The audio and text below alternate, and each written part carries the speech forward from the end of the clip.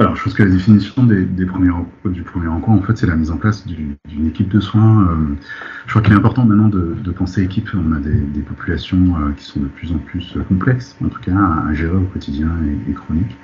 Et du coup, l'organisation, en tout cas idéale des premiers recours, s'organiserait bien sûr avec le médecin traitant, le médecin coordinateur qui aura un rôle de coordination, et en tout cas une vraie équipe de soins qui s'organise avec les compétences de chacun. Alors, on entend souvent autour du médecin traitant. Je pense qu'il faut arrêter de dire autour, il faut dire avec. À différentes échelles. Le premier niveau, ça serait vraiment l'échelle de la patientèle. C'est un point important parce que on se rend compte dans les patientèles ou des endroits un peu de campagne, la patientèle a une place importante. Ça serait forcément une appelle de structure coordonnée et il faut renforcer justement cette coordination entre les acteurs. Et ensuite après une échelle plutôt territoriale où justement il y aura besoin de la mise en place de projets d'accompagnement, de parcours en lien avec les hôpitaux, les acteurs sociaux. Je trouve que les premiers recours, et c'est le concept de One Health, ou le concept en tout cas plus global de l'organisation des soins, passe forcément par un côté clinique, mais aussi et vraiment fondamentalement par un côté social et d'accompagnement de la communauté. Et je trouve que chacun y a sa place, et je pense que le plus important, c'est vraiment la notion d'équipe de soins, d'organisation avec les acteurs, avec le kiné, avec le pharmacien, avec l'infirmier. Et à mon sens, c'est ça l'organisation idéale.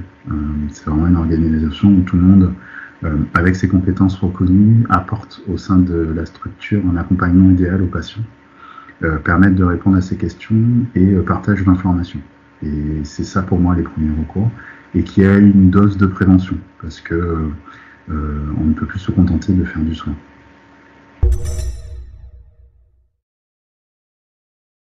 Oui et non, c'est une bonne réponse parce que je crois et je pense que les différents événements ont montré qu'il faut une responsabilité, en tout cas de tous les acteurs de soins, envers la prise en charge des soins, parce que il faut être honnête, les soins ont un certain coût et qu'il va falloir qu'on travaille tous ensemble pour qu'on accompagne le mieux possible à travers des indicateurs de suivi de qualité les patients pour qu'on ait un véritable impact, en tout cas sur la santé de la population et qu'on puisse le tracer. Ça, j'en suis persuadé, c'est un élément important et la responsabilité populationnelle peut se traduire par ça. Mais il y a une part aussi qui n'est pas négligeable de la responsabilité populationnelle des patients. Euh, il faut aussi qu'on ait en face de nous des patients responsables. On le voit de plus en plus dans notre exercice, ce qui est très compliqué des fois, et on en discute entre collègues, c'est on se retrouve des fois avec une population qui a évolué dans ses besoins, dans ses demandes envers les médecins et les professionnels de santé. Et la responsabilité populationnelle, c'est bien. C'est bien parce qu'il y a une notion de qualité, de suivi, d'accompagnement et d'évolution, en tout cas des actes qui sont organisés. Ça, c'est important parce que ça permet de créer aussi un collectif autour des actions. Ça permet de mélanger plusieurs personnes, que ce soit l'hôpital ou les professionnels de santé libéraux.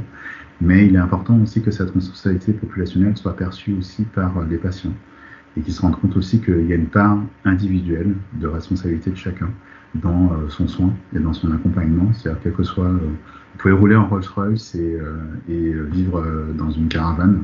Et c'est important, en fait, en tout cas, que cette responsabilité populationnelle soit partagée par les acteurs, comprise par tout le monde et accompagnée par des critères de qualité reconnus, en tout cas par une structure indépendante, pourquoi pas la Haute Autorité de Santé, qui permettrait justement d'éviter toute polémique autour d'un aspect économique ou autre et qu'on suive des objectifs.